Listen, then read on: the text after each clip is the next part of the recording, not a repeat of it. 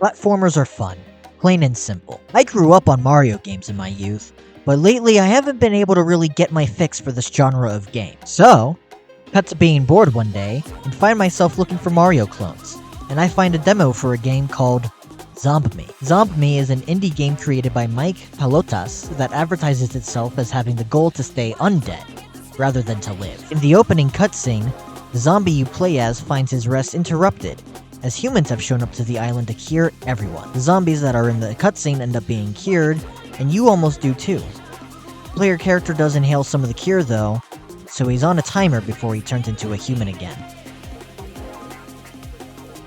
Gameplay begins at a tutorial island.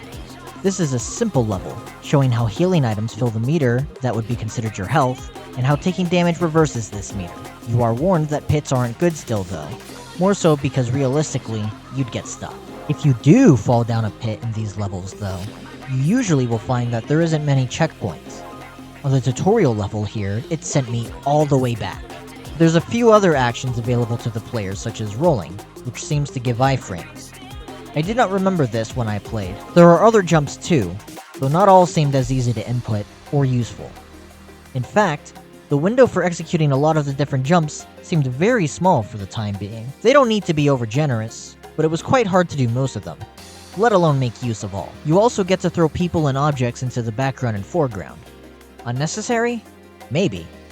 Fun addition though, and the design of the game makes good use of this most of the time. There's the ability to find sad humans and convert them, certain things you can ride, incentive to get 100 coins, and plenty of secrets. It's clear as day that the game wants to do a lot. Challenge runs also exist, but at the moment, in this demo, they don't give anything.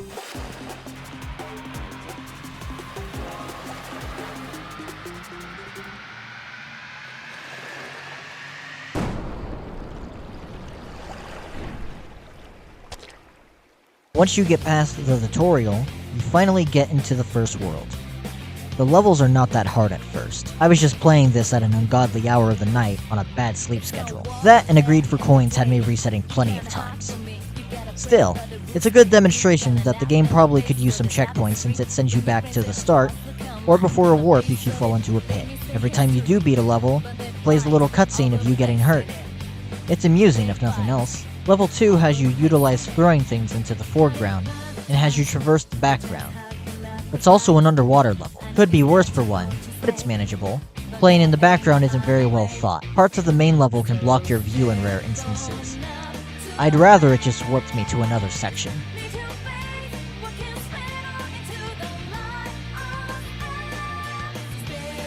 Level 3 and 4 show their true difficulties.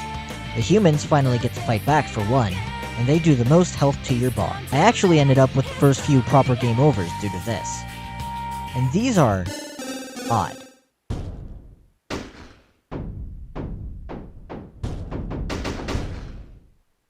Why does he look like this? These screens also boot you to the menu, meaning you'll have to start levels all over again, for better or worse. In level 3, you're fighting against the van in the background by throwing shit at it. And this is where all those hazmat guys are. Level 4 has a boss fight that makes questionable noises.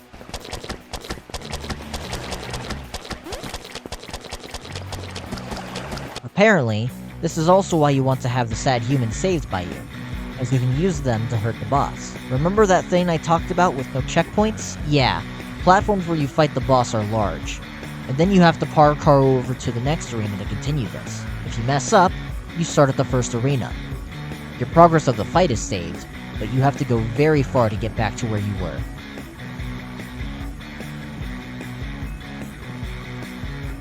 So just before the demo ends, you are given a teaser of what the rest of the game will be like. They introduced world suits that are specific outfits and powers to each new world you'll play. You beat the short level, and you also get to see screenshots of other worlds. Finally, you're asked to fill out a questionnaire, and then the demo is over. I'm not sure if ZombMe is still a work in progress. Frankly, it's probably something I'd sink my time into if I had the full game, even if it isn't the most fulfilling. But I can't say it's for everyone. Maybe you should try it though. It can be played on Xbox and PC. With that, I'll let you enjoy your day. See ya.